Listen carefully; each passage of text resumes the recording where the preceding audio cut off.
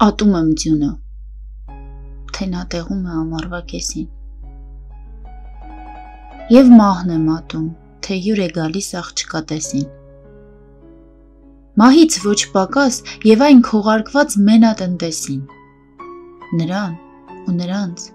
ովքեր ուրիշի շեն տունն են քանդում իրենց պետք եկած գերանի համար, ովքեր ուրիշի ծառերն են ջարդում մի բուռ չհասած ծիրանի համար, ովքեր համայնքի ծովից են խոսում, բայց դեպի իրենց լճակն են հոսում, ատում եմ նաև այն խելոք սուսիկ-փուսիկությունը, որտեղ դժվար է տարբերել անգամ երեսն աստառից,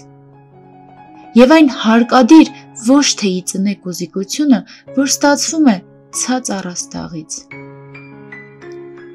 ատում եմ նաև նեղ կոշիկը, որ աքցանի պես ոտքերդ է բռնում, իսկ հոգուդ վրա կոշտուկ է դառնում, այն գործն եմ ատում, որ ոչ թե գործ է, այլ ծանր հանցանք, այն փորձն եմ ատում,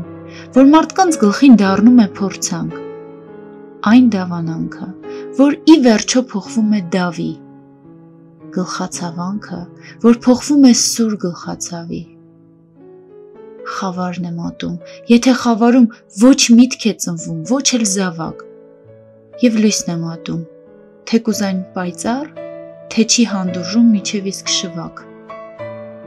ինչ խոսքեր ասեմ այն ձեռագրին, որ չի հասկացվում, բայց կարդացվում է, ատեմ, թե խղճամ այն տարեգրին, որ նյութ է սարքում, ոչ թե հավաքում, խղճամ, թե ատեմ այն տարագրին, որ միշտ ապրում է իր հայրենիքում, ինչքան բան կա կյանքում ատելի, ես չգիտեի,